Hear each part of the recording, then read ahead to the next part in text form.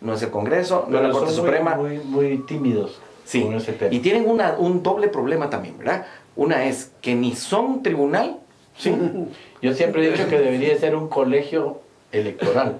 Algo así, ¿verdad? Y es cierto. Y la otra es que no son administrativos. Porque mire usted la pompa con la que entran los magistrados a leer los resultados. En la época que estamos, una pantalla dice más que lo que ellos dicen. Y además ni saben leer los números. Como abogados. ¿Es verdad o no? Me dejaron mucho que decir. Primero, maestro de ceremonias, el fulana magistrada va a decirnos, ¿qué dice? Si una pantalla dice más, y además más actualizada está la pantalla que lo que ellos leen. No es esa su función. Sí, no es esa su función. Pero eso es un show todavía muy clásico de... Por eso, de la época de la colonia. Pero, sí, pero ese es el punto, ¿verdad? Somos formalistas, ¿verdad? O sea... el acto protocolario. No, si los resultados tienen que estar ahí, ellos están para otra cosa. Y están justamente, o sea, para llevar ese ordenamiento que es legal, pero en la parte administrativa. Dice que el atraso en las conferencias de prensa fue porque a una de las magistradas no la habían peinado. Dicen. Bueno, con tal de que cuando yo sea magistrado, que no soy abogado, pues, que me crezca el pelo, ¿verdad? Que me salga pelo. No, no hay excusa, ¿verdad? Ahora, ahí hay algo, Juan Carlos, que siempre he dicho en la cuestión del sistema del Estado. Si usted se da cuenta, todo el poder está en manos de los abogados. Terrible, ¿verdad? Porque es nuestro sistema positivista, ¿no? Exacto. El sistema positivista obliga... ¿Por qué los magistrados tienen que ser abogados y no pueden ser politicólogos? Y es que el punto está ahí. Porque el abogado no sabe nada de política. Exactamente, hay cosas donde no debiera, ¿verdad? De hecho, la Constitución misma se llama Constitución Política de la República de Guatemala. No dice Constitución jurídica de la, ¿verdad? O sea, hasta eso, ¿verdad? Pero bueno, es en parte cierto. La otra cosa que es cierta es que usted agarra el pensum. Digamos, derechos humanos, ¿quiénes pueden ser candidatos a derechos humanos? Solo abogados, sí. Y hay algunas cosas en que yo tengo, o sea, sería correcto que solamente fueran abogados. Pero hay otros casos en los que no. ¿Sí? Y es como pensar que un ministro de salud siempre tiene que ser médico. Uno de los mejores ministros de salud que hemos tenido fue farmacéutico. Y en otros lados, por ejemplo, la presidenta Bachelet en Chile no era militar y fue ministra de la defensa. O sea, lo que se necesita es un buen administrador, que conozca del tema y que pueda involucrarse, que sea un buen líder, ¿verdad? O sea, pero, que no es el título. Sino que tiene que ver con algunas capacidades, competencias, actitudes, también competencias. Entonces, tiene razón, pero tiene que ver con este formalismo y este derecho positivo al cual estamos. Que todo tiene que ser llenado de una forma, que si no el memorial no dice esto, que si le quitó una coma, que si el apellido lo puso con Z y no con S, entonces ya no es una persona, aunque el número de cédula esté correcto, cosas así, ¿verdad? Todo ese formalismo es el que nos lleva a que, por ejemplo, estos 30 no se han resuelto rápido. ¿Por qué no se van a resolver rápido? ¿Sí? El proceso de Gándara. O sea, y las fechas. ¿Tiene o no finiquito? ¿Tiene o no finiquito? Perdone, ¿tiene o no finiquito? ¿Tiene juicio cuenta, sí o no? Es que son dos cosas diferentes. Sí. El requisito es el finiquito, no es que si tenga o no tenga juicio. Sí, porque dice si es condenado en juicio cuentas. Pero el juicio no es. Entonces hay no dice la ley no dice que sea una limitante que tengas en proceso un juicio. Y entonces las arbitrariedades, esas son las que tenemos que eliminar en los procesos. ¿Vean? Esa es la parte de lo que se politizó la judicatura y se judicializó el proceso político, que no debió haber sido así. Ahora, yo le voy a hacer una pregunta, así para ustedes dos, para que la pensemos, la piense el público. ¿En cuál de las facultades de leyes de Guatemala hay cursos de política? Solo dan un semestre. Yo creo que no. Introducción a la ciencia política. Introducción. En algunos he visto que no hay. Sí. Bueno, hay algunas carreras introducción a la ciencia política, pero hay carreras donde sí no hay. En semestres de 3 meses. ¿Verdad? Porque al final yo he dicho que las universidades tienen semestres de 3 meses, no sé por qué les dicen semestres. Pues. Y si es la San Carlos, el primer semestre donde hay huelga de hormonas. No, por eso, pero semestres de 3 meses, yo no he entendido por qué le dicen eso, solo es para justificar el salario de los profesores. ¿no? Entonces es complicado. Entonces estamos hablando de gente que va a hacer política, que normalmente decimos que el abogado es el que tiene que hacer política, y no, el político es el que sigue hacer política. Ahí hay una contradicción en nuestros procesos. Pero bueno, eso fue la parte judicial. En cuanto a la parte esta de la institucionalidad, la Corte de Constitucionalidad jugó nuevamente un papel. Claro, muy importante. Se rescata esta Corte, su credibilidad en relación a lo que pasó con Guido Montt. Sí, se termina rescatando, porque al final lo que decía la ley, lo que les decía yo, Juan, si lo leo a un niño de sexto grado primaria, lo entendía como finalmente fallaron. En el caso de Sandra, tenemos que entender que en el caso del señor Caballeros no fallaron, ellos no entraron a conocer, ¿sí? La que falló fue la Corte Suprema de Justicia, ¿verdad?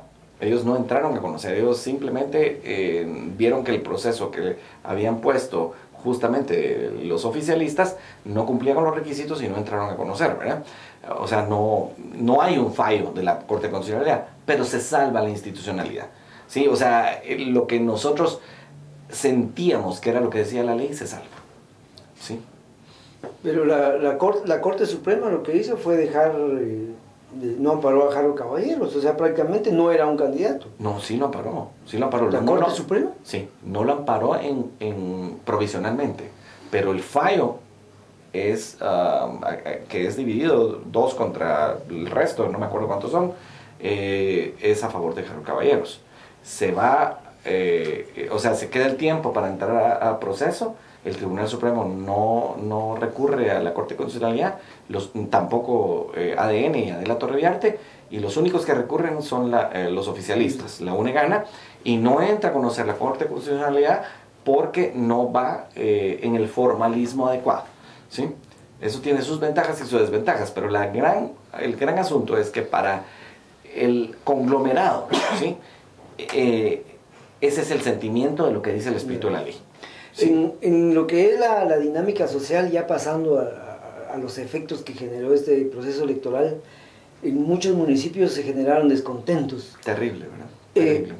A mi manera de ver, una fuerte contradicción área urbana, área rural. O sea, como que las tendencias que elige el área urbana o elige el área rural, al final generan cierta división en el municipio. Sí. Que han llegado pues hasta vandalismo, ¿no? Sí, yo pienso que hay 2 o 3 temas en lo que estás diciendo, Juan. El primer tema es justamente lo que estamos hablando acerca de la conflictividad que hay. Por primera vez en estos 25 años de democracia tenemos 70 municipios con conflicto. Eso no había pasado, no habíamos pasado de 5. Es más del 20%. Es enorme, ¿sí?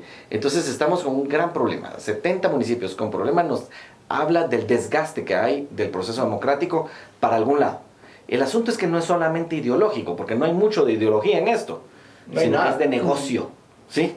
Es de negocio, y eso es preocupante, ¿sí? Es que la política perdió su aspecto ideológico y se volvió mercantilista. Completamente mercantilista, ¿verdad? Sí, un mercantilismo de este tipo o del otro, pero es mercantilista. Esa es la primera. La otra es acerca del rural, exactamente, ¿verdad? O sea, tenemos los negocios oscuros, sí, que ya sabemos cuáles son, o sea, que están fuera. Perdón, los negocios oscuros que son los que como diría aquel amigo que está en Perú, por cierto, dice, mamar de la teta del gobierno, ¿sí? O sea, hacerse de los dineros del Estado para enriquecerse. A veces no es completamente ilícito, lo ilícito es los sobreprecios, las comisiones, etc., ¿verdad? Lo otro es los negocios, bueno, que no son negocios, ¿verdad? O sea, los delitos. Ahí estamos hablando de delitos. Y la otra es las estructuras tradicionales, ¿verdad? Que ellos, aunque no haya necesariamente un negocio ilícito, o sea, por ejemplo, uno se puede enriquecer vendiéndole medicina al gobierno, sin hacer ninguna trampa, ¿sí? Pero al final es vendiéndole al gobierno. Y hay un interés, ¿verdad? Sin hacer comisión. A ver quién no da, ¿verdad? No sé, pero hay muy poca gente que no da. Entonces, en esas 3 cosas, tenemos conflicto. Pero los conflictos son a nivel local. Es un alcalde contra otro alcalde, contra un diputado. Tenemos un gran conflicto ahí. Y el otro es como lo que dijimos, o sea, tenemos un problema rural-urbano. Es que el punto es que porque el padrón ha crecido en el área rural de una manera importante y mal que bien. Yo no estoy diciendo que eso nos va a sacar de la crisis, no nos va a sacar de la pobreza, porque no nos va a sacar, pero este gobierno de alguna manera responde a los intereses de los rurales y no a los urbanos. ¿Sí? Y eso genera conflicto. Además del discurso, ¿verdad? O sea, el discurso de los que tienen y los que no tienen. O sea, yo no creo que ese sea el discurso adecuado, ni creo que esa sea la forma de salir de la pobreza. Eso es la forma de seguir en la pobreza. Claro, o sea, los programas sociales sí tuvieron su efecto en ese sentido. Completamente. Porque, completamente. ¿cuál es la explicación de que se hayan elegido un buen número de diputados de la UNE? Correcto. Creo que vamos a un corte comercial todavía, ¿no? Damos 2 minutos. Entonces sí tenemos una fuerte incidencia de los programas sociales y que le vinieron a dar una dinámica diferente a estas elecciones. Sí, Juan, definitivamente, ¿verdad? Como dice un amigo, los pobres están en venta. ¿Sí? está bien. O sea, los pobres están en venta, ¿verdad? Ni modo, cuando uno está tan pobre, tiene tanta necesidad, uno mira como un aliciente cualquier cosa. O sea, si usted se pone a pensar que 300 quetzales no es ni la mitad, ni un tercio del salario mínimo, usted dice, híjole, ¿verdad? Pero tenemos que recordarnos que eso no nos va a sacar de la pobreza. Lo que nos va a sacar de la pobreza es hacer a todos ricos. Y la única forma de hacer a todos ricos es generando empleo para todos. El mejor subsidio que hay es que cada quien tenga trabajo. Y la única forma que haya trabajo es que hayan empresas. Pero no va a haber trabajo ni producción si ahora el Congreso oficializa o legaliza los programas sociales. Tenemos un gran conflicto ahí, ¿verdad? Seguimos con el paternalismo, ¿verdad? Terrible. Entonces, y estos pobres van a seguir en venta. Pues. Porque entonces deberíamos, como sociedad, que nos damos cuenta de ese problema, decir, bueno, sí, ¿verdad? No queremos que nadie se muera de hambre, pero ¿alcanza? No alcanza. No alcanzan los 300 pesos y la bolsa solidaria. Sí, y si agarramos el PIB, ¿verdad? Y lo dividimos en el número de habitantes, no alcanza. ¿Sí? Entonces, ¿qué es lo que tenemos que hacer? Crecer el PIB, para que pueda haber para todos los demás. Pero el punto es correcto. O sea, ¿cómo hacemos para que quede legal, pero quede realmente... Pero que no sea clientelar. Clientelar. Entonces, esa es una vigilancia que deberíamos tener los guatemaltecos para decir, sí, se va a evaluar quién sí y quién no. Va a depender del tipo de ley que hagan nuestros flamantes diputados. Por supuesto. Bien, vamos a una pausa y en breve estamos nuevamente en Intimidad de sus Hogares.